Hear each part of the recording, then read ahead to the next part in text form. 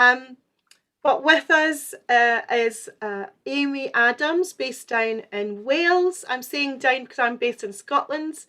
And we've got Michael Wadsworth, who is from the Eastern region, and Adrian Rue, who is from Southern Islands region. And I'm Lorraine Darlow. I'm based up in Scotland and Shetland, living not far from John. It is my pleasure to welcome you, John, this evening. And John lives not far from me. We're both near Glasgow. You can probably tell from my accent. And I've known John for quite a number of years. And one of the reasons that we thought about having something like this tonight is probably about a year and a half ago, I was meeting a friend for coffee. And when I arrived, she was reading a book. And it happened to be one of John's books. And she looked up at me and she said, I like this man. He talks sense. I'd love to have a conversation with him. And I thought, actually, we could do that. That would be easy to do. I know John would love to have a conversation. So when we were thinking about Bible Month and the kind of events we could do, I was also thinking about some work that John and I had done previously around Mark's Gospel. And I love that John is so enthusiastic about Mark's Gospel and has such a breadth of knowledge about it. So it was a kind of no-brainer to ask him to come and share with us this evening. So welcome, John. Do you want to say something about yourself? Yeah, thanks, Lorraine. Well, it's good to be with you. And yeah, what I'm planning for these next few weeks really is, I guess, stuff that I've been thinking about for quite a long time, because not to preempt what I'm planning to say in 10 minutes' time or whatever, Mark's Gospel was the very first one that I read right through and discovered the joy of actually, just reading scripture for myself, realizing it was possible to read more than 3 or 4 verses at a time, and something different will happen. So I've been fascinated by Mark's Gospel that way in terms of my own spiritual journey, but also in terms of my kind of professional life, if you like, because I've been teaching theology of different sorts much of my adult life, not quite all of it. And the Bible was where I actually started. A few years ago, I was invited to preach in a church that I was once part of. And by way of introducing me, the minister at the time said, "This is John. We know all about him. He used to be interested in the Bible, but now he's interested in mission and evangelism and culture and all sorts of other weird stuff." So I think they had no expectation whatsoever that they would get a sermon that had anything whatsoever to do with scripture. So what I want to demonstrate to you tonight is that, I'm still interested in the Bible. And actually, the titles I chose to talk about and look through the lenses for these next 4 gatherings in Mark are all really focused on my interest in mission. Because unless we know how to use the Gospel of Mark, and of course other bits of scripture, in the context in which we live, then it all just becomes a historical exercise, which can be absolutely fascinating, but isn't actually going to be what we're called to be here. So that's a bit of where I'm coming from, and there'll be a bit more of me in what I have to say in a short while. So great to be with you all, and look forward to looking at your questions, comments, complaints, doubts, etc. that you post in the chat. So feel free to do them. Ask as many questions as you like. There'll be no guarantees that I know the answer to any of them. Thank you, John. Thank you. Before we go any further, let's just pray, can we? God, for this wonderful space online, we thank you that we can just come together around a table, as it were, to hang out, to have fellowship, to enjoy the conversation with one another as we think about the text of Mark's Gospel and all the stories and characters and interactions that we find there. So we offer this time to you as part of our worship this day, and we're excited to be friends here together. Amen. So, John, is there anything in the chat that you want to come to first? Or would you like to kind of jump in with what you want to start off with? Well, sandwiches, yeah, I see a lot of sandwiches. Actually, that's not a bad comment, actually, on the way that Mark's gospel is constructed, of different layers that kind of connect to each other, but kind of are separate as well. So, yeah, we'll come to that maybe, but I'm not going to comment on them specifically, I don't think.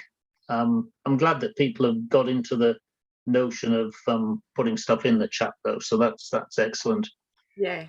Yeah, Excellent. okay. Well, what I was thinking in terms of my input tonight, you'll be delighted to know that I'm not just going to talk and talk and talk endlessly. So I've got 3 segments of roughly about 10 minutes each, which the first one, because the overall topic, the overall title was a question, actually. What is Mark's gospel for? So believe it or not, in the very first of our segments, I want to explore that by asking, well, what does the question mean, really? Why wouldn't you ask a question? Why is that even a question, what Mark's gospel is for? So what I want to do in the next 10 minutes or so is really just to identify and talk through a few things that, if you've done any training as lay preachers or anything, you probably know much of what I'm going to say for the next 10 minutes. So don't be too bored, because I think this is important that we identify some of this stuff as a kind of launching pad for, what might be more creative stuff in a wee while. So you might be forgiven for thinking that a question like what is Mark's gospel for, if a question needs a further question in order to explain it, then it wasn't a very good question in the first place, was it? And I guess that might be the case if we were talking of something like, let's say, a Jane Austen novel or a Steven Spielberg movie. But to ask it of a key document in Christian scripture is a bit different. And it's a bit different because Christians of all persuasions would likely agree that in some way that we might all find challenging to define more exactly, Mark's gospel is authoritative, even inspired. And some people will say, well, surely that's a good enough answer to our question. It's there because it tells the story of Jesus, and that by itself is more than enough to justify its existence. But actually, suggesting that itself highlights the very nature of the question, because for sure, Mark's gospel tells the story of Jesus. But what sort of story is it? What makes it so special? So what I want to do is unpack that question with reference to a few facts that, as I say, many of you will be familiar with. But it's worth repeating here just to highlight all the many reasons why we might think that we don't need Mark's gospel at all. As I said earlier, I first read Mark's gospel seriously when I was probably aged about 14 in high school. And it all started with a challenge from a new teacher of religious studies, with whom, on his very first visit to our class, I had a somewhat embarrassing run-in that left me feeling I needed to know more about the Bible so that I could ask appropriately awkward questions of him the next time he came to our class. And I still have a vivid memory of raking through the pages of the New Testament to decide where I would start. And I ended up with Mark's Gospel for a very simple reason. I counted the pages in each of the 4 Gospels, and Mark was the shortest, which was, at the time, was a 14-year-old. As you can imagine, that was good news for me, because it meant I managed to read it all in just a little over an hour. And then when I subsequently moved on to reading Matthew and Luke, of course, I realized that I could have saved myself an awful lot of effort, because pretty much everything that Mark says is contained in one or other of those 2. So even then, I was asking myself, what is the point of Mark's gospel? What is it for? And of course, when I dug into it a bit more a few years later, I discovered that more or less everything that's in Mark is there in Matthew and Luke. As we now know it, Mark has 661 verses. 606 of them are found in Matthew, more or less word for word the same, and about half of them are also contained in Luke. Not that putting it that way would make any sense, of course, to Mark himself, whoever or whatever that might have been. And we'll come back to who was Mark in due course, because the division of text into verses was a much later invention. But you get the picture. If you have Matthew in particular, why do you need Mark? Not only do these others contain all Mark's material and a lot more besides, but they do it in a much more organized and sophisticated format. So in terms of content, Matthew and Luke, plus John, of course, provide a much more comprehensive account of the entirety of Jesus' life. Mark tells us nothing about his origins, while each of the other three begin in more predictable ways. Matthew gives us a list of Jesus' forebears, Luke starts with his conception and birth, and of course John has his own version of where Jesus started from. And then at the end of the story, something similar happens. The others provide considerable detail about the resurrection, while Mark, well, just leaves us hanging with a kind of question in a sentence that looks like it's only half finished, that he ran out of paper or something, or ran out of things to say, or ran out of ink, or whatever. In fact, his ending, in what we now call chapter 16, verse 8, was deemed to be so unsuitable for a gospel that even in the early centuries, people were adding their own endings to try and sort it out and make it look a bit more respectable. So if Mark can be seen as a bit deficient at the start, and certainly deficient at its ending, its style and contents, they don't do much for it either. Because as was already commented in our conversations before we started formally, there's that constant repetition of just one word, immediately, which is so annoying that some modern translators just miss it out altogether. So depending what version of Mark you've got in front of you, you might even miss the fact that every story and every episode begins or ends, depending on how you look at it, with that word immediately. And in any case, when you look at it, it doesn't seem to mean immediately anyhow, because it doesn't seem really to be anything to do with measurement of time. So what is that about? Was Mark just basically incompetent as a writer? I mean, did he not know what he was doing? Because if you dig a bit further down, you discover that his narrative is full of, the sort of grammatical and other mistakes that even somebody who is just starting to learn the Greek that it's written in should be able to spot all the mistakes, and they do. I don't think the Greek of Mark's Gospel would get much of a grade if it was being presented, certainly not in a theological institution today anyway. And even if we overlook all that, then you've got to ask yourself, well, what sort of book is it? I mean, does it have a plot? Is there a storyline? I mean, does it have a beginning, a middle, and an end? Because when you dig into it, the arrangement of the stories can seem very random indeed. 100 years ago, scholars were describing them, each of these individual stories, as pearls on a string. But they weren't like a set of pearls that need to be in a certain order so that they're graded from bigger ones to smaller ones, because in Mark's Gospel, for the most part, it looks as if the order doesn't make any difference, really.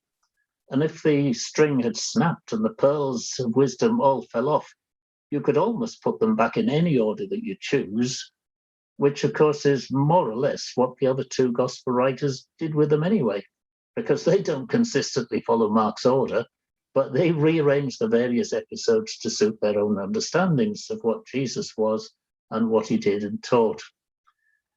So these longer Gospels of Matthew and Luke are usually seen as consisting, as I'm sure many of you know, not just of all this stuff from Mark, but another source that's conventionally called Q, along with a few other bits and pieces. There's a lot of debate today about Q, whether it existed, what it was, whether it was written, whether it was not written. And talking about that would divert us considerably from the primary question here. But whatever its form might be, Q disappeared once it was all incorporated into the other two. So it's a good question, isn't it, to ask, well, why didn't something like that happen to Mark? I mean, why did Mark not disappear? Surely once you've got something in a vastly improved and expanded version, you don't need the original that you started from. It's like somebody writing an essay and keeping their very first draft along with the finished product just for, well, just to jam up their computer, I suppose, and occupy more space. Well, you'll not be surprised to know that over the last 2 centuries, an entire academic industry's grown up around all this as scholars have tried to unravel these questions in the hope of finding a distinctive niche for Mark's gospel. Nobody's ever proposed that we should ditch Mark entirely in the sense of removing it from the New Testament, but for centuries it was neglected in favor of Matthew in particular. And even today, I think it's debatable whether we would really read it with any intentionality without the encouragement of the Revised Common Lectionary, which allocates a full year to it. Though, as you all know, and have discovered already in this year, it's supplemented with rather a lot of passages from other Gospels to compensate for its apparent deficiencies, especially around Advent and Easter. One of the reasons for keeping Mark expounded in the early church, in the early centuries, was the notion that its contents originated somehow with the disciple Peter. Now, this goes back to a man called Papias, who was a church leader in Hierapolis, which is now in Turkey, in the early 2nd century. And he described Mark as Peter's interpreter. And this is what he said, I'm quoting, that Mark wrote down accurately, but not in order, as much as he could remember of the things said and done by Christ. End of quotation. And these are claims that are repeated by various other writers in the early centuries. Well, that would certainly match the apparent piecemeal kind of nature of Mark's narrative, wouldn't it? Though I think it's hardly enough by itself to explain how and why Mark was preserved, and therefore what the gospel is actually for. Oh dear, you might be wondering by now, why am I giving up an evening to explore any of this? So let me just jump ahead for a moment, because later on, I want to suggest that Mark's apparent deficiencies are actually its major strengths. Here are some questions. What if his allegedly poor Greek is only poor by reference to the fancy terminology of historians or philosophers? What if it's not even meant to be a literary style, but is the way that ordinary people spoke in conversation every day? You see, even what I'm saying tonight wouldn't be expressed in the same way if I was writing it all down in a book or an article. The way we speak is different than the way we write. And then there's that irritating immediately. What if it functions in a way similar to the word Selah in some of the Psalms, as a kind of code word for something that was meant to happen at those points? And what if, far from being an incompetent writer, Mark was recording a form of communication that would engage the imagination of those non-literate masses of the Roman Empire? And that's the very reason that it might be a key resource for us today in a world where our sources of inspiration are largely derived from the visual and the interactive, rather than from books or academic discourse. So, to discover why I might think any of that is worth asking, you'll need to stay with us.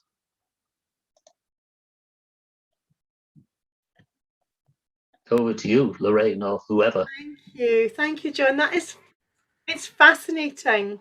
I know we're pausing, but I can't wait to hear what you're going to say next. But yeah, it's good to pause and see what questions folk have for you, or what comments they want to share. I'm going to start with our own panel first.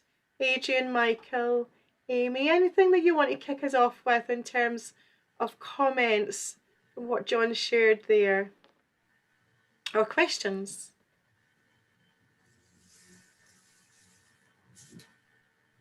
I really like the idea of communication to engage the imagination. It even kind of works as a sort of, just sounds right, communication to engage the imagination.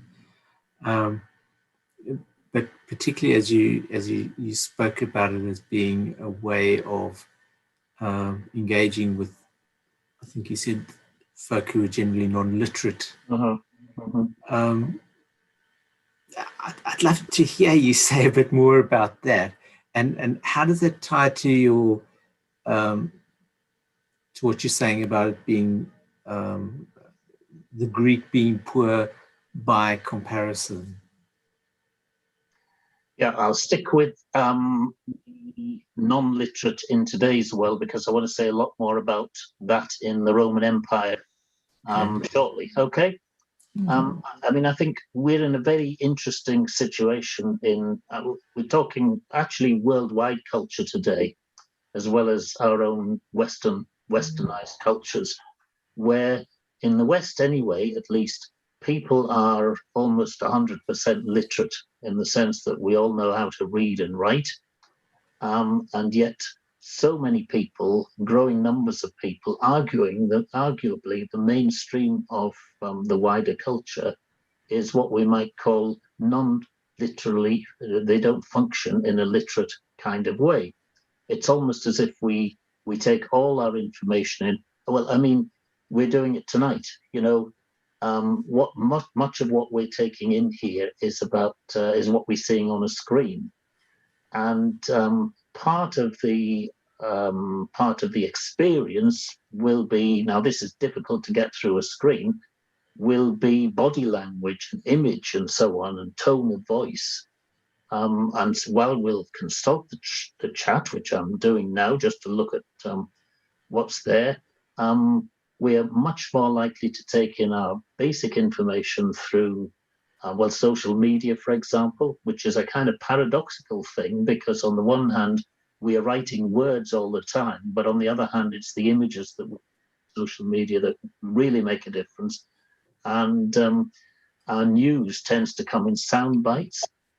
You complimented me on a sound bite I didn't even know I'd created there, so thank you for that. that was an accidental one. But yeah, so we tend not to think in the ways in which historically, and certainly for the last 200 or 300 years, people in the West have thought in long discourses, wanting stories to have a beginning, a middle, and an end, and everything neatly wrapped up together in a kind of rational package. It's not that we're irrational, it's just that we've become much more what I've called non-rational, that's not the primary way in which we process information. I'm talking here in generalizations and the majority of people rather than specific things. But I think one of our challenges is that in the church, we've rather got left behind by that. And many of our communication methodologies are actually, they were great 100 years ago. So we shouldn't be criticizing where we've come from or what people did before us, but we need to be looking at what's going on in the culture today and how communication operates. And I think actually COVID and working on Zoom here has reinforced that, because it's also true that the medium is the message. The medium influences and alters and affects how the message comes across. So yeah, I think that's gone a bit beyond your actual question, but yeah, well, that's how I was thinking in terms of asking, well, where does Mark fit in, and what does Mark have to contribute to where we're at today? Thank you. Can I probe stroke push that a little bit, John? Yeah, sure. So, and again, this may be something that you're going on to talk about, but on the one hand, I really like the idea of Mark's Gospel being particularly useful in terms of kind of the way that it invites imagination. You know, I think that's a really helpful way of thinking about it. And actually, you know, there is a provocation there for thinking through our practices in terms of how we communicate our messages today. At the same time, one of the things that has struck me when I've gone back to Mark, kind of with as an adult or someone kind of wanting to study it a little bit more, is just how riddled with Old Testament narrative and allusions and ideas and concepts. And so I suppose even as it may have been compiled in a way that was helpful for people who weren't necessarily literate, it sort of assumes quite a lot of background knowledge, I think, of those who received it originally as a document. I don't know if you want to kind of talk about that aspect of it much. I'll come back to those who received it as a document later on. But yeah, I mean, that's the reality, that it was created in a Jewish environment, the gospel itself, as well as the life and teaching of Jesus. And for me, as I look at those kinds of allusions, hints that you mention, they strike me as quite similar to the kind of conversations I have with some people today who are soaked in the world of movies, for example, and whose conversations are peppered with quotations from the latest movie they've seen, or make allusions to storylines or whatever. And I mean, you see that on social media all the time. People are constantly crafting their own communications by reference to what people are saying in the movie world in particular. Now that, I think, is our equivalent to the Old Testament background that you identify in Mark's Gospel. It's about using the terminology that was current in the culture at the time. Now that depends. Me saying that is an obvious thing to say in relation to the actual teaching of Jesus. It also depends on me thinking, as I do, that Mark has clear connections to Galilee in its ultimate origins, as well as the connection to Rome, which is the traditional place where it was believed to be claimed to be written. So actually, I don't think we know where it was actually written as such, but you know, where it was embraced, if you like. That's really helpful. And I suppose then to go back to your response to Adrian around the, you know, what can we learn from how Mark has presented things in terms of, you know, our own kind of, whether you want to load the language of like mission evangelism or just plain teaching, how do we unlock those references then? How do we unlock the movie references for people who aren't familiar with the movies? Because, you know, I mean, it's May the 4th. So, you know, May the 4th be with you. Indeed. If I was going to teach a sermon from Star Wars, which, you know, would be an absolute joy for me as an absolute fanatic, it's kind of useless if no one's seen it. You know, I could do whole things in a Yoda accent to try and give them emphasis, and someone would just wonder why I was saying things in a convoluted manner. Mm-hmm. So how do we unlock that meaning for people in the way that we communicate Mark today? With great difficulty, because well, whereas in previous times, and I think in our own culture until maybe 40, 50 years ago, you could assume that most people anyway were swimming in the kind of same cultural pool, whereas today an overarching culture is something that more or less doesn't exist, because we've become very fragmented. Not that that's necessarily a bad thing, but it's just the reality.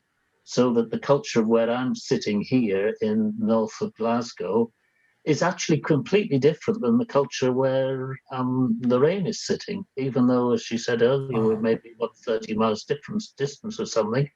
And you can physically see that the culture's different if you came to visit my location and just up my street and went to her street. The actual shape of the places is entirely different. And what people do is also quite different. But even more than that, if I was to go to another street, let's say half a mile from here, chances are there would be significant cultural differences in the way that people look at stuff. So I'm sitting here saying that people watch lots of movies. Well, yes, they do, but actually the kind of environment that I'm surrounded by would be still quite a bookish culture for quite a lot of people. So I think we just need to be much more, we have a lot more hard work to do to actually communicate in the culture appropriately. And one of the starting points will be recognizing the diversity, which then brings us back to, we need to listen before we speak, which is a cliche that's easy to say, and it takes an awful lot of effort and energy to actually do it. If I can come in there, John, I heard, it's not initially what you said, I kind of heard in that first bit that you were saying that it's perhaps there's an importance in us, in Mark wanting to paint sort of big pictures and show an image sort of thing. And so perhaps there's a need for us to look and to concentrate on those pictures rather than necessarily to pull the words apart, if I can use those words. Now, obviously, it comes to us in words, and if we're speaking a different language in a different culture, we do have to have that interpreted for us into a way that we can understand, but primarily not to understand the words, but to understand the picture. Would that be fair? It would be very fair, and that's probably where I'm going to end up tonight. So, yes. Okay. Am I that transparent, really? Yeah, already.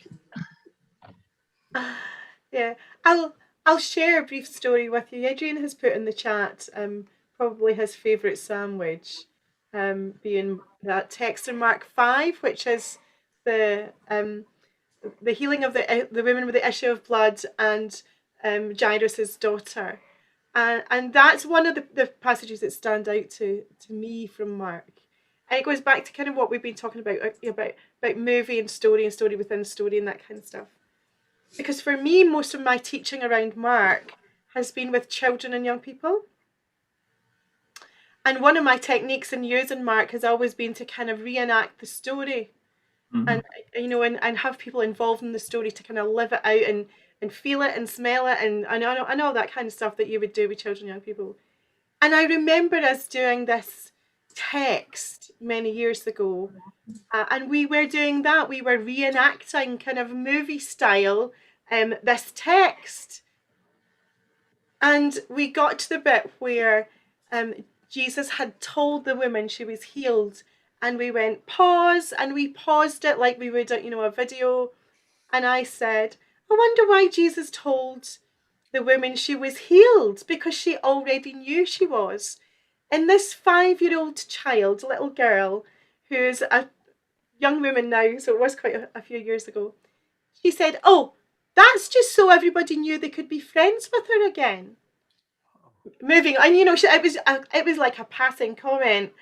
And I remember that one of the adults that was in that space with us, she started to cry because she had such an emotional reaction to the 5-year-old unpacking the kind of this text, almost like a kind of passing comment, because to her it was so obvious, and to the adults in the room it wasn't obvious at all. And I just remember that whole kind of feeling of kind of living in the story and feeling the weight of the story and how it was captured. And I love that about Mark's Gospel, because it's so full of character and imagery and that stuff that kind of, I think, just really works with kids well.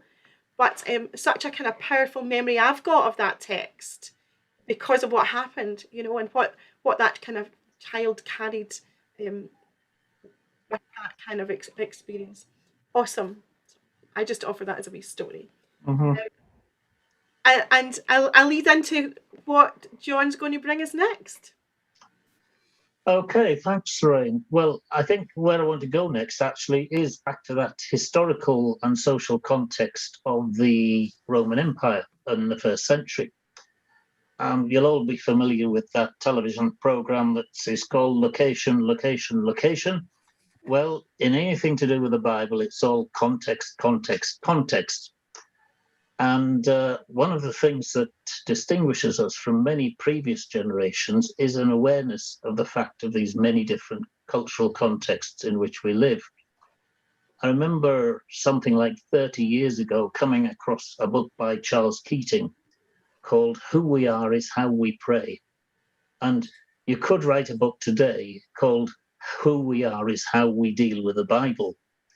Because I think most of us take it for granted that we're not coming to the Bible in a vacuum, as it were. We're bringing something to the text.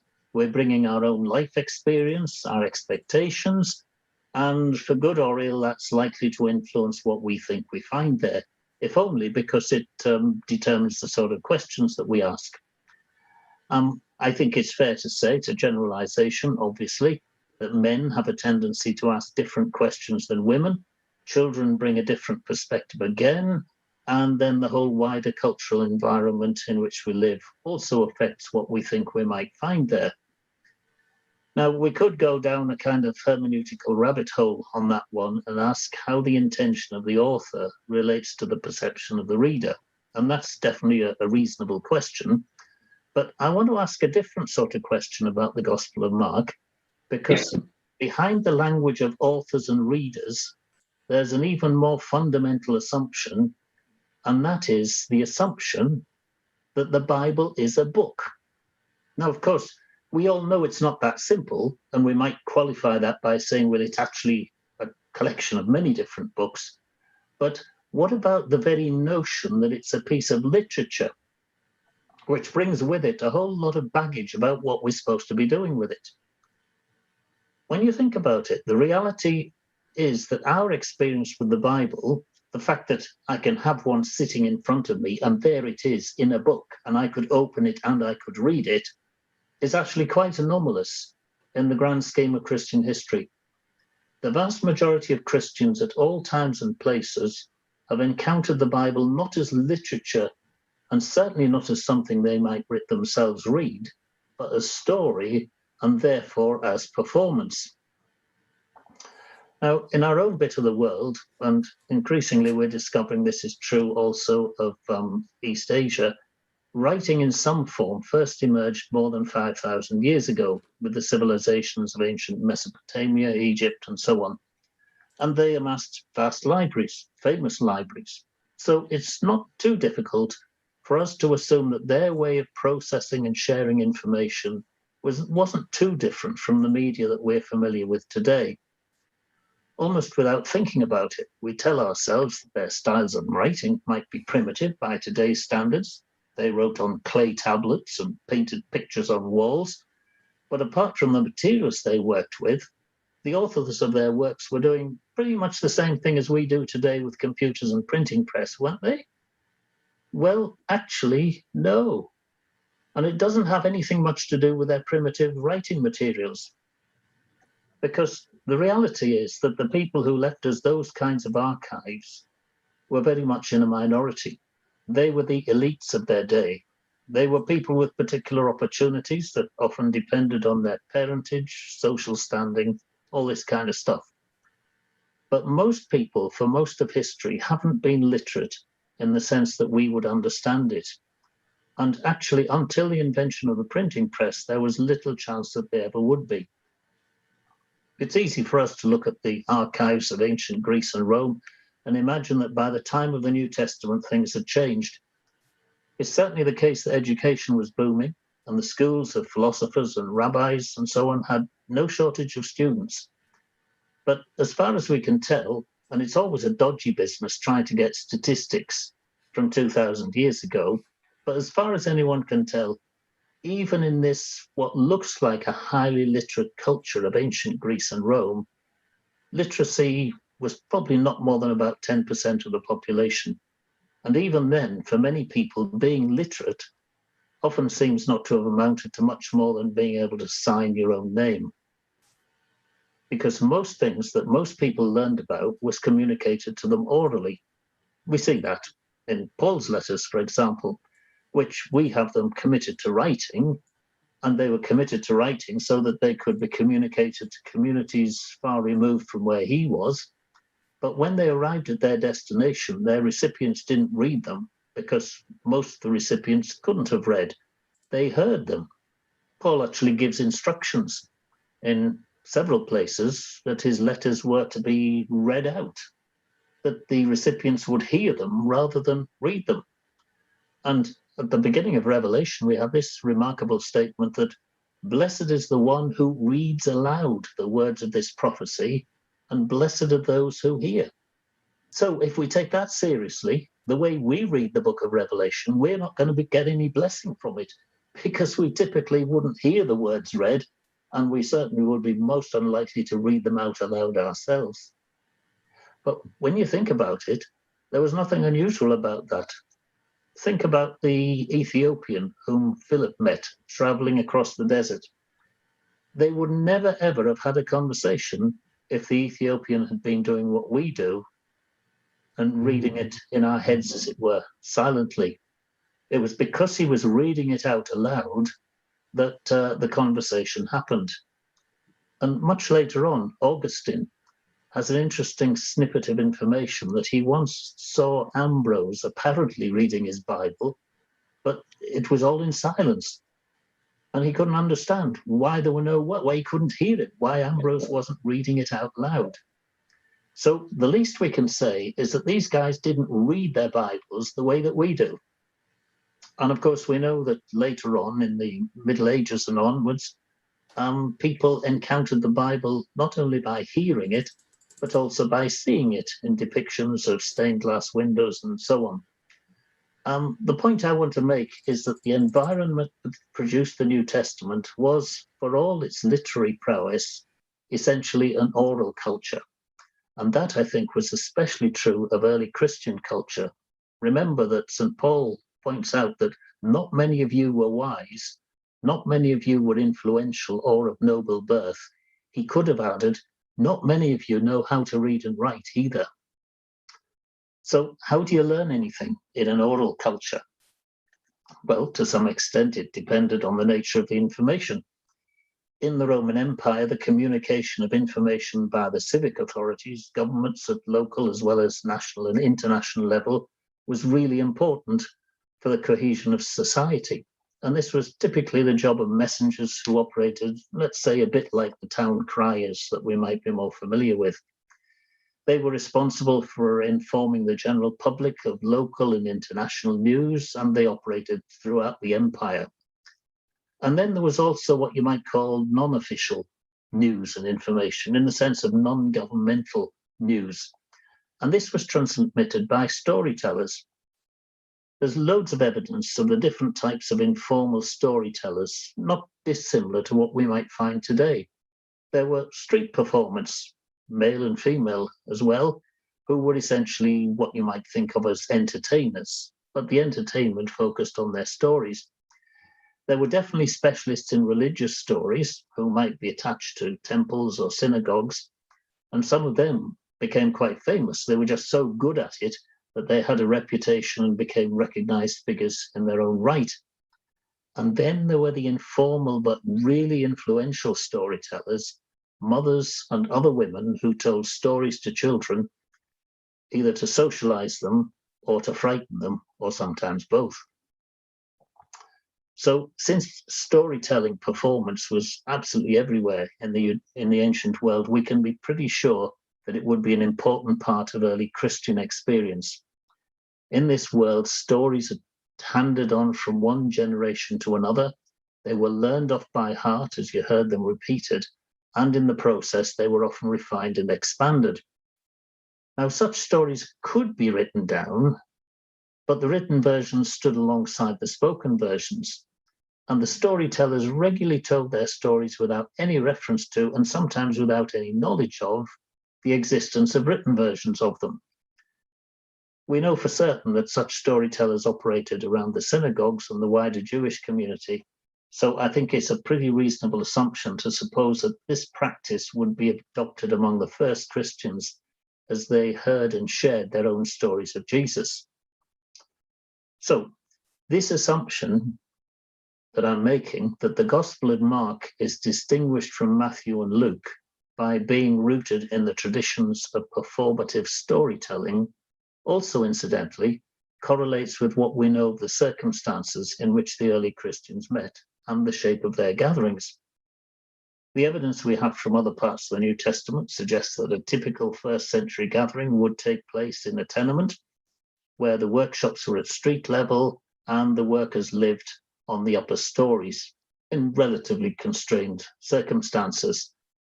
And in that sort of informal atmosphere, that kind of environment favors storytelling as a mode of faith sharing rather than heavily structured, upfront kind of gatherings such as we might know in our services today.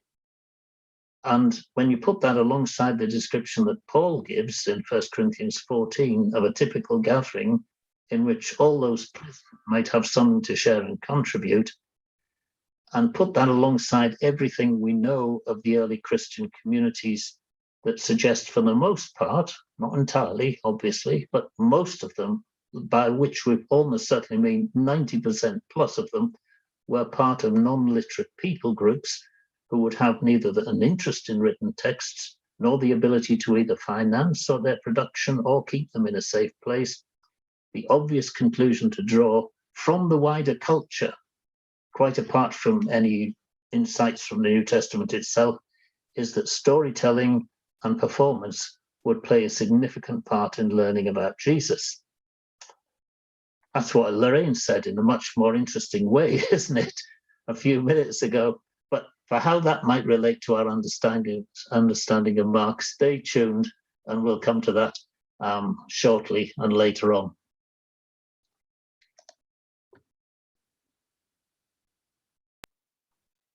Thanks, John. I've popped a question in the chat there because I'm listening to you, and this is my question. You know, how does this impact how we use Mark's Gospel when we gather in our services for worship, for Bible teaching, for work with children, for work with an intergenerational context, or with adults? How should it influence the way we use it?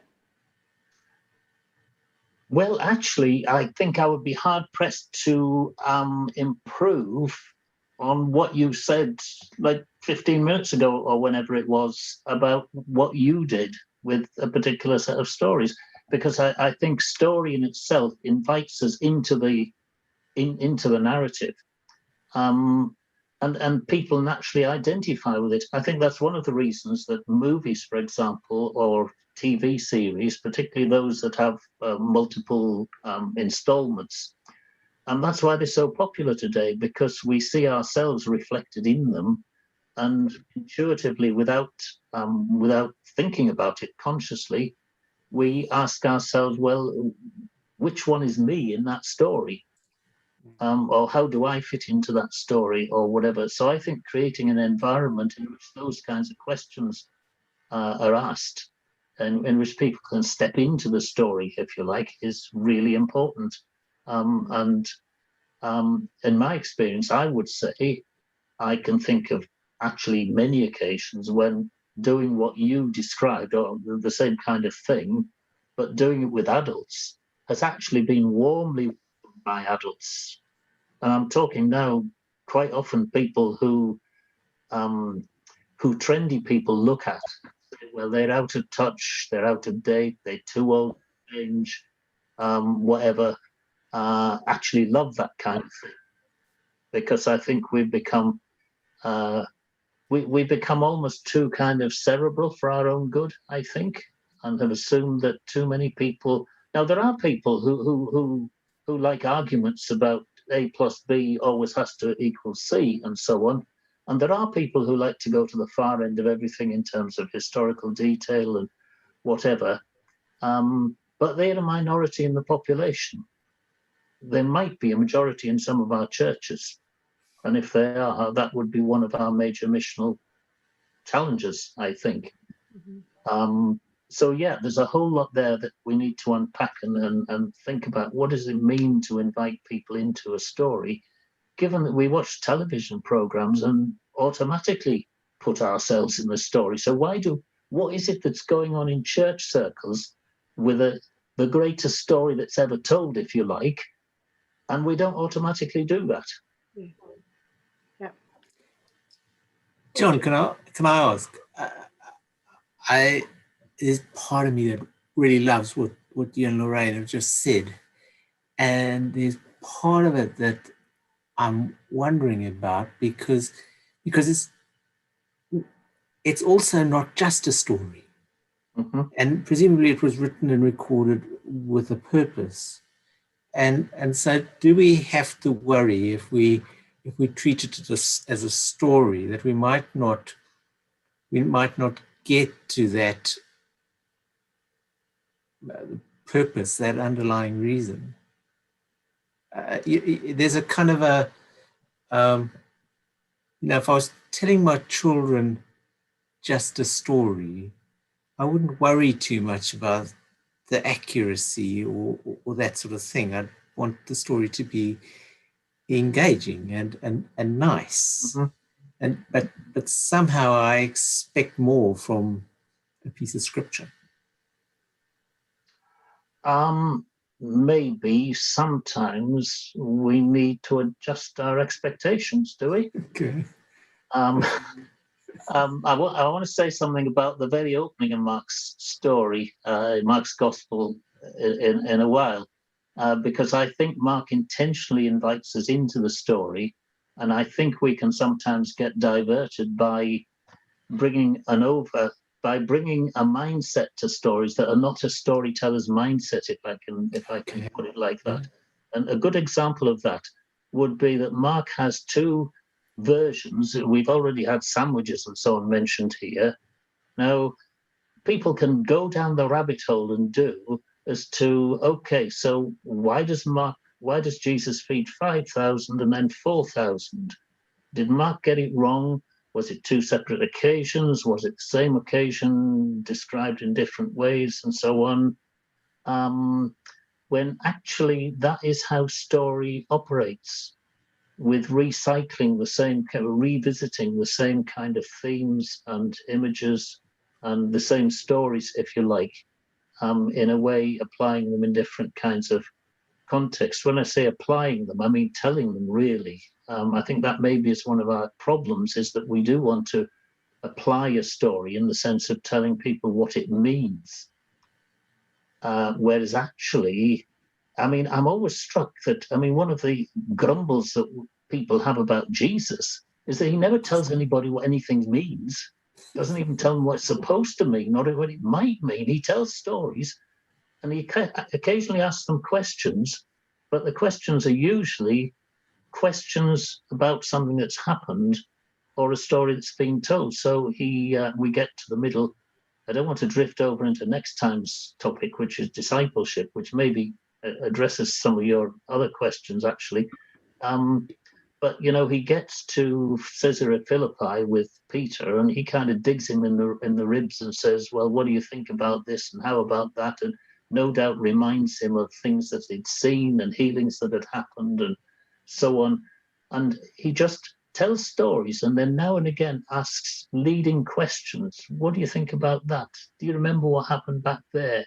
How about, what if? Which are very open-ended kind of questions. Yeah, this is taking me into discipleship territory, Gavin, so I'm going to stop there because Thank you. I've been nothing left to say the next time. Thank you, John. Just maybe taking that a little bit further, I suppose, again, similarly, I really love the idea of kind of how do you invite people into the stories, and how do you paint pictures, and one thing, I mean, I come from a charismatic evangelical kind of background, so one thing I've struggled as I've participated in more liturgical traditions is sometimes when people are kind of almost trained to try and have a neutral reading of the text when they kind of read it aloud, and I really struggle with that because I think, well, you make it sound really boring and your reading sound really interesting. So, please give the characters a personality and please read it with a sense of, so that's something which I suppose I benefited from my tradition. But I think one of the things that I valued as I've read Mark is realizing that, like you said earlier, sometimes it's just kind of seen as, random pearls strung together in any old order, and actually increasingly perceiving the very careful design in how things are laid out and how they're interrelated, and the sandwiches piece or the pericopes, or, you know, so we have a story about 5,000, and we have a story about 4,000, and we have a story about the East of the Pharisees. And if you hear those three stories on three separate occasions and don't have them linked together, surely you lose the benefit of those stories, do you not? And so how does knowing that affect what we do with Mark? So yes, inviting people into the stories, but do we have to invite them into the whole gospel in one go? You know, or can we do the jumping in piece without losing too much of Mark's thrust or meaning? Mm-hmm. Well, I see. I'll say something about that in a minute. I think I see Sandra has raised an important question here in the chat. So all the emphasis on application and preaching is not necessarily a good thing? Question mark. Yes, I think that is. I would agree with that, and that actually goes to the heart of what I want to talk about next time on discipleship. Okay, so I thought I would point out that I've seen your question or comment, and that is, in my thinking, absolutely at the heart of what I want to say next time about discipleship. I think inviting people into the you almost a good story well told. You don't need to invite people into it. Actually, I think they intuitively come into it. They intuitively connect with it, and you can never know who's going to connect with what. One of the most extraordinary experiences I ever had was of a young woman at the time from a New Age community who showed up to a workshop that I was involved with. And she pulled out a Bible, which she'd been reading along with other people in the community. And she said to me, "Have you ever seen this book before?"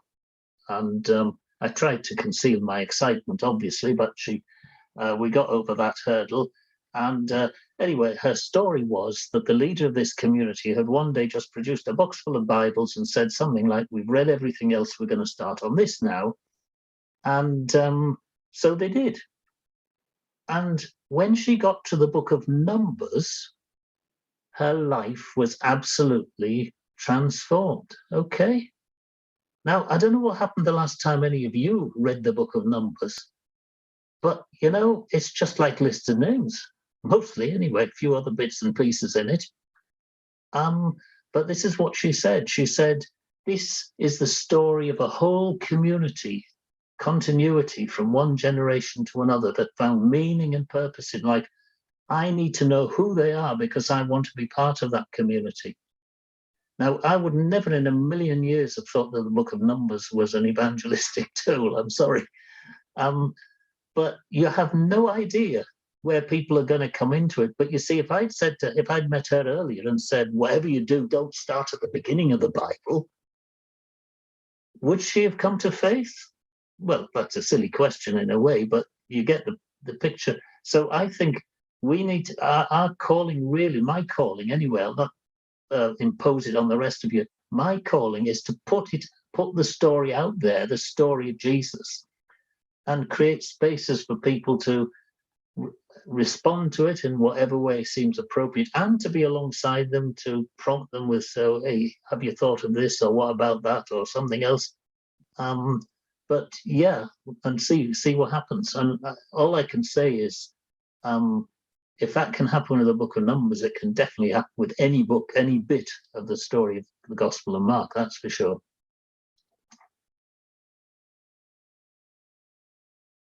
And that actually lifts the responsibility from me. I'm not there. No, I'll not go there, because that's taking us into discipleship territory next time. All right?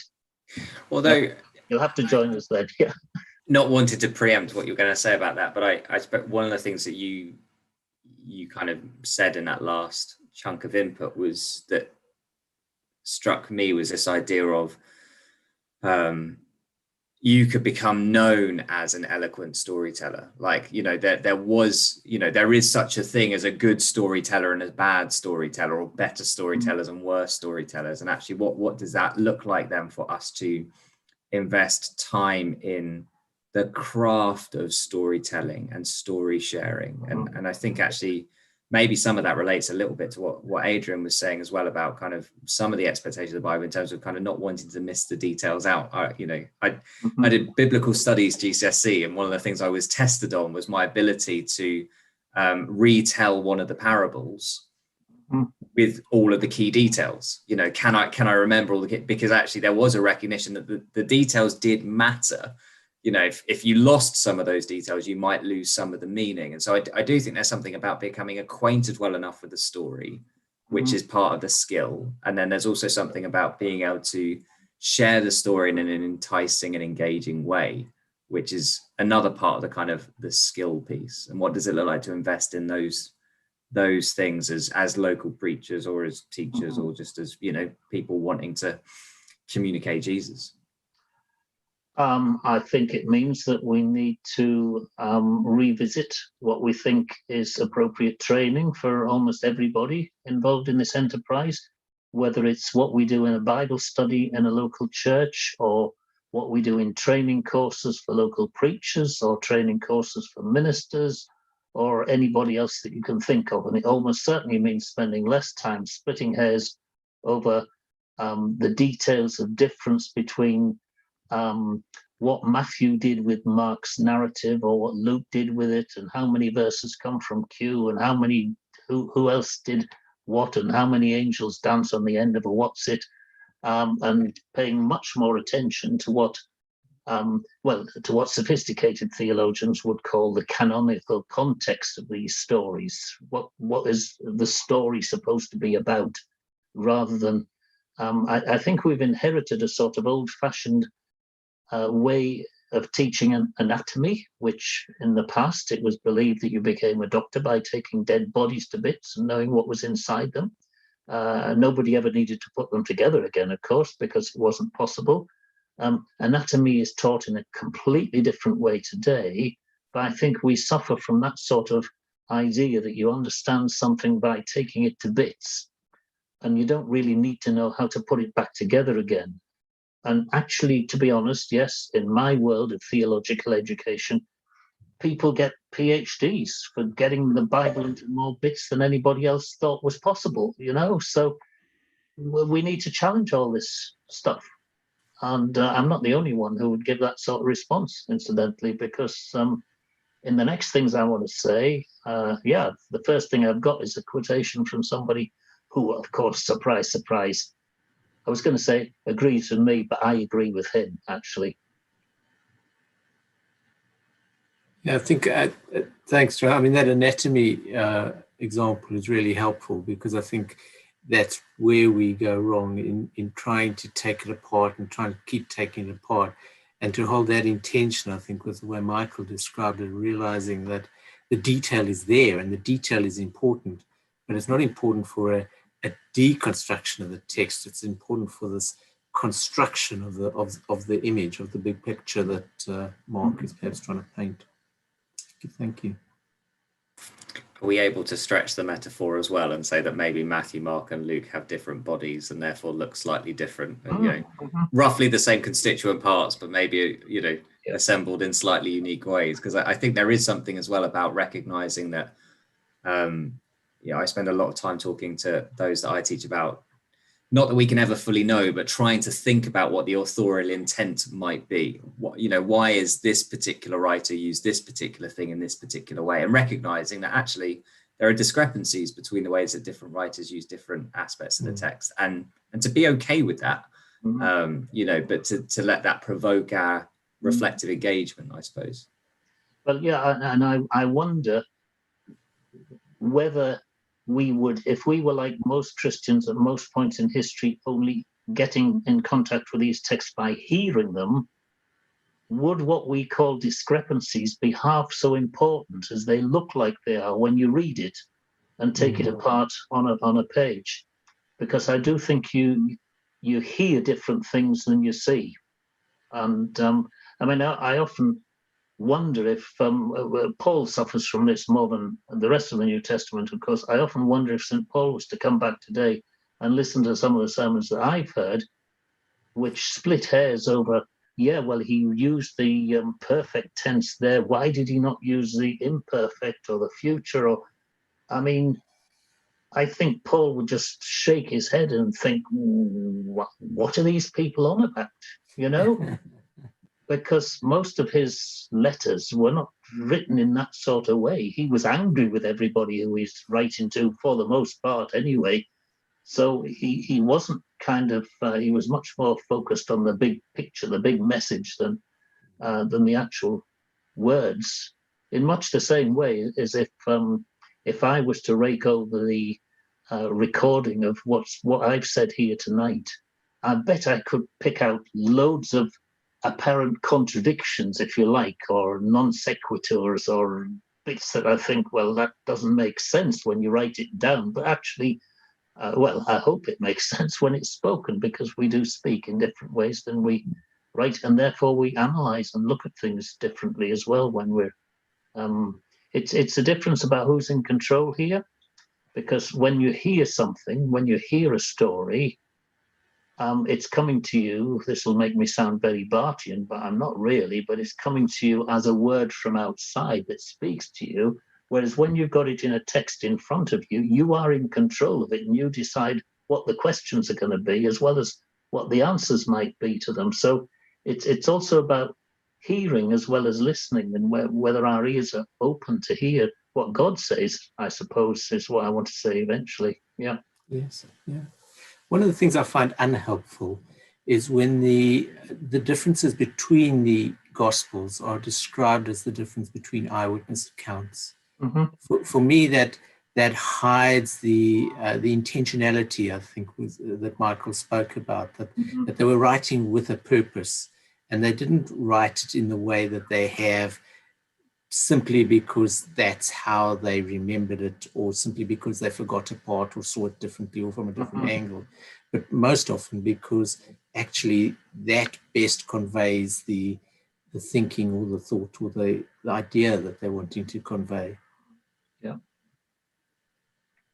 Yeah, I'm sure you're right. Yeah, yeah. So, John, do you want to finish telling us what Mark's Gospel is? What is it actually for, Lorraine? Yes, okay.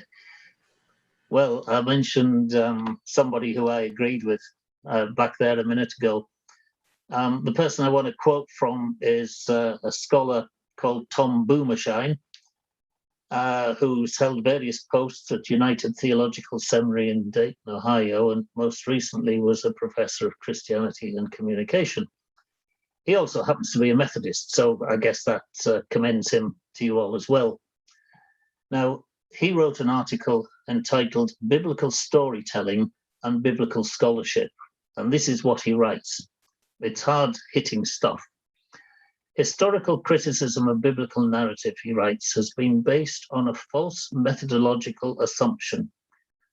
That assumption is that we can accurately perceive the meaning and character of ancient Bible stories by studying them alone and in silence.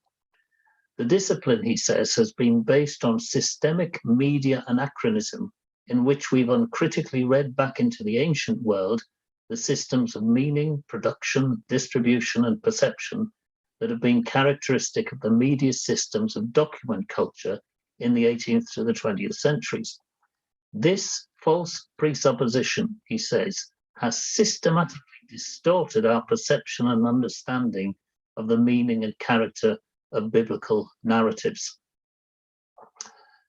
Now, you don't have to look far in the way that the Gospels have been studied to see how that works out in practice. It led, for a start, to the various critiques of Mark that I mentioned right at the start, ranging from his allegedly poor Greek to the apparently annoying repetition of the word immediately, to the claim that he doesn't really have much of a storyline, and on, until we finally reach what looks like a most unsatisfactory conclusion to the whole thing. I already mentioned the statement by Papias that Mark was Peter's interpreter, and it's worth reminding ourselves what exactly he said, because he said that he wrote, quote, he wrote down accurately, but not in order, as much as he could remember of the things said and done by Christ, end of quote. Now, I think we've tended to latch on to the claim about Peter here, But what if the most significant thing that he says is that Mark's account was accurate, but, quote, not in order? What if that phrase that's conventionally translated as not in order has nothing to do with the sequence of the stories, the order they come in, but is a way of saying that this narrative doesn't follow any literary convention that Papias was aware of, that it's, if you like, disorganized when judged by the norms of classical rhetoric? What if Mark's Gospel is perfectly well ordered when we judge it by the conventions of oral performance, which presumably Papias didn't recognize? Is this what Tom Boomershine means when he talks about media anachronism in Bible study? That if we judge a text by reference to the conventions of our own literary culture, we'll not only distort what we think is going on, but we might actually miss the main point of it all. Now that leads us into a whole scholarly industry, far ranging well beyond the boundaries of theology or church life. There's a whole scholarly enterprise exploring the nature of oral traditions and the way they operate in different cultures around the world. From traditional Norse fairy tales to the Dreamtime stories of the original Australians and every point in between that you can imagine. Now, this isn't the place to explore any of that in great detail, but there are certain traits that are recognized as important in oral performative storytelling. And as soon as we look at Mark through this prism, it soon becomes obvious that the very things that documentary approaches regard as deficiencies in style and presentation are actually the very characteristics that identify Mark as a gifted oral storyteller. So think of some of these things that we find in Mark that share the characteristics then of what we might call oral literature.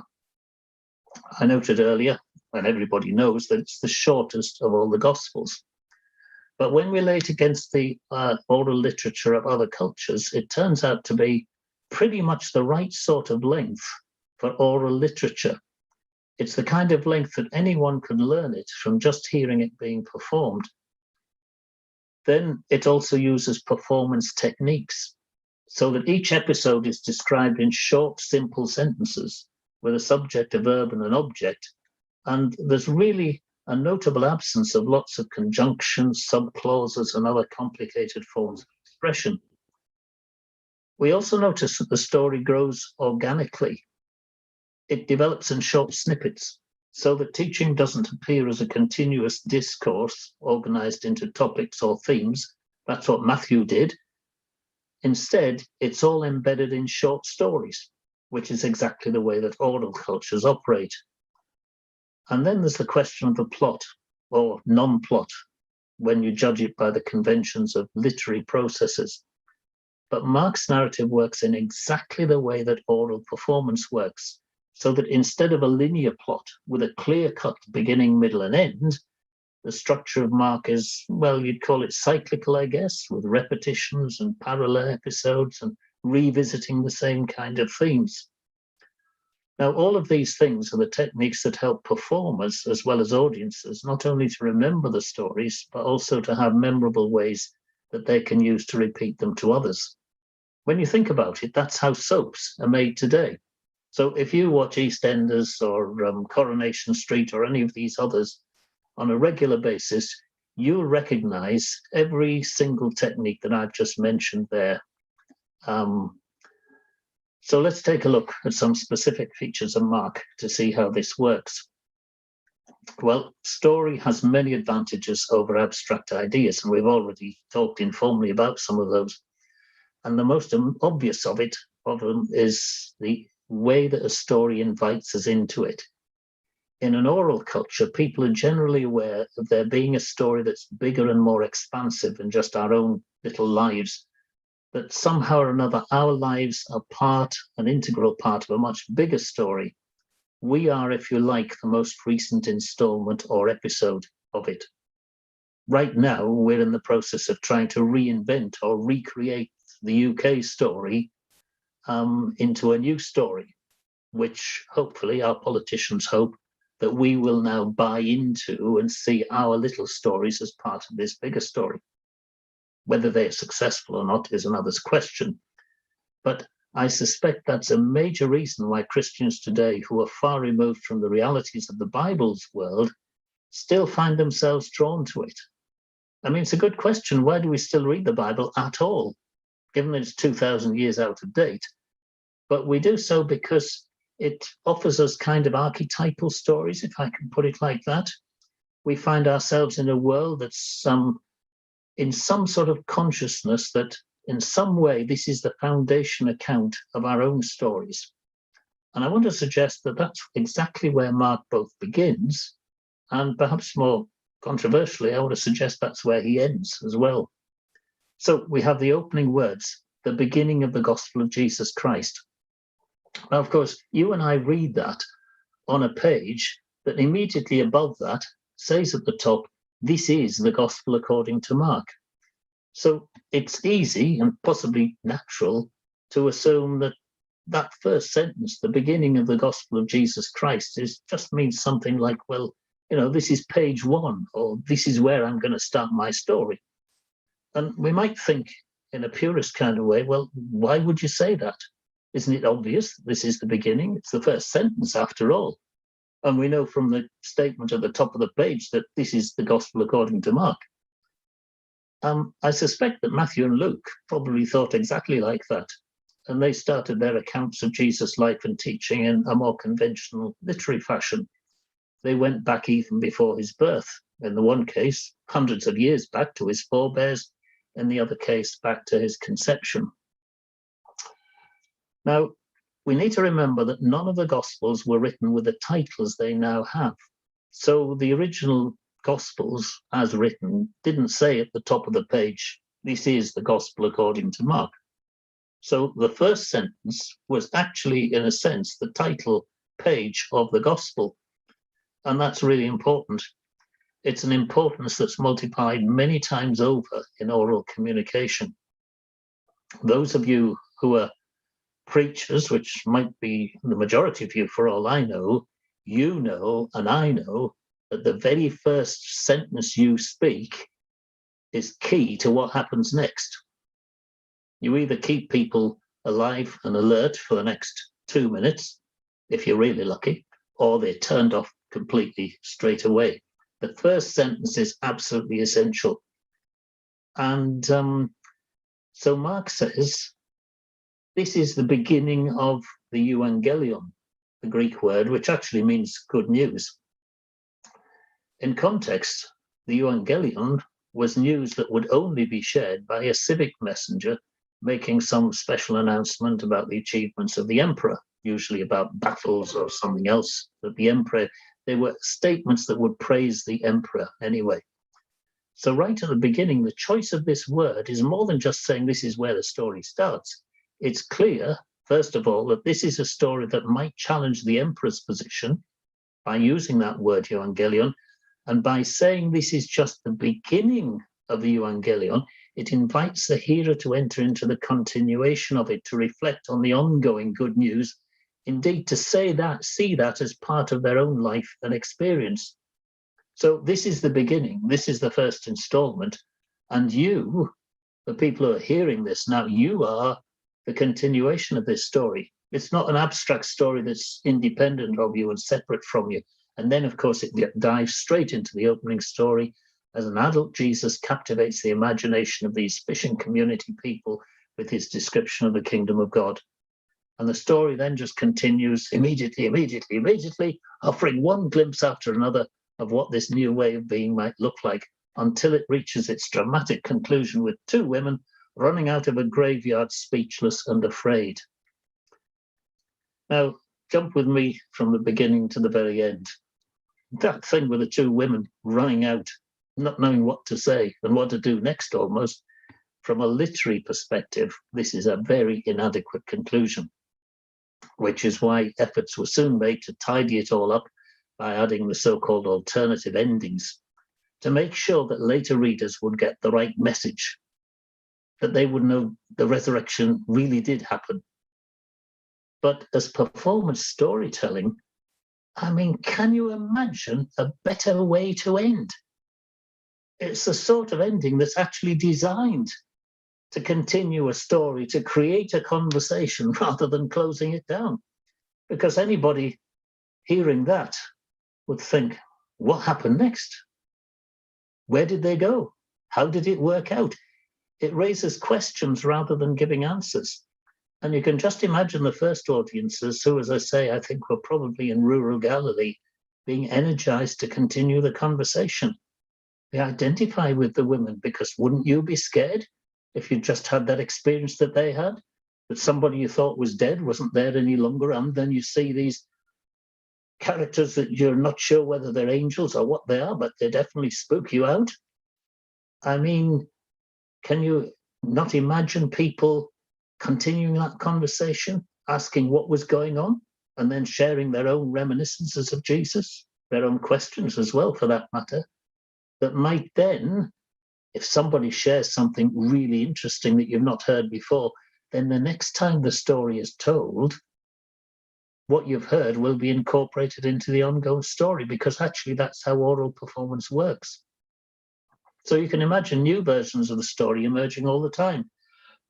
As different people share their own reminiscences, and then the storytellers combine them more or less randomly till you end up with a longer narrative. This is how oral culture works. One performance builds on another. Stories are adapted to different audiences. Different performers have their own twists and refinements. So if Mark was so successful a communication of the stories of Jesus, why did interest in Mark decline so quickly? Because it certainly did. Second century Christian writers have more than about 1,400 references and quotations from the Gospel of Mark. But if you look at the Christian writers who were making a splash 100 years later, you can only find something like 250 references to Mark. And then finally, a few centuries later, Augustine dismisses Mark entirely as just being an inferior version of Matthew. Well, it's probably no coincidence that what I've just described parallels the rise of relatively elite men as church leaders, men who came from backgrounds that favored the more literary constructions of Matthew and Luke and just didn't understand the world of performance storytelling. And I wonder also, could it also be because the storytelling style reflected in this gospel was in that cultural context to a considerable extent the domain of women? And was the marginalization of Mark part of a more extensive command and control exercise in those early centuries that led effectively and inexorably into what we now regard as Christendom? Now, if even half of that is the story of why Mark is important, I think Mark raises some significant questions for us. It raises this question: is it possible to encounter scripture authentically without interaction with the story and with other people in the process of doing so? Another question is this: is the message in the big picture rather than in the details of words and tenses and abstract concepts? And here's one that people like me need to think about. Does that mean that the ways in which we have studied the scriptures for the last 200 years or more, the so-called historical critical method, is that as flawed as fundamentalism, and for exactly the same reasons? But it imposes its own literal understanding on the nature of written texts over against oral traditions in ways that actually supplicate the message that we should be hearing. And has the high church tradition, with its theatricality, unintentionally tapped into something fundamental to faith, because that invites you into an experience, which ultimately, of course, comes to this final question: is scripture therefore intrinsically an invitation to meet God with a holistic engagement of heart, mind, soul, and strength? And have we majored on scripture as an engagement of the mind coming up with theologies and theories and ideologies and concepts and ideas and all the rest of it, when actually it's when it touches our hearts and our souls and inspires us to strength. So there's a lot more that could be said about Mark as oral performance storytelling, but that would be my answer to why we still need Mark, because we live in that sort of culture today, which warms to exactly how I've described it, which actually displays my own presuppositions and understandings of my own culture as well. Because when we read scripture, we bring something to it, we expect to learn something from it, and that's the process in which God speaks to us, and we discern what the calling of God on our lives is, even at this point in 2021. So, oh my goodness, I'm looking at the clock now. I've looked at a different bit of my screen. I'm sorry, Lorraine, we're a minute past 9 o'clock there. Yeah. No, it's absolutely fine, absolutely fine. But yeah, time has gone. But John, that was wonderful. And there's so much of that you've just said that so resonates with me as someone who's spent the last 2 decades trying to offer scripture in an accessible way to younger people who aren't necessarily word people, or people who are engaging, the complexities of their mind. So it's really encouraging for me to hear you say what you're saying and think about how we can use Mark's gospel with all people, and for it to have that depth of meaning.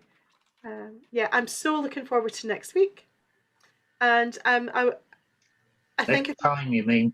Oh, sorry. Next time, 2 weeks tonight.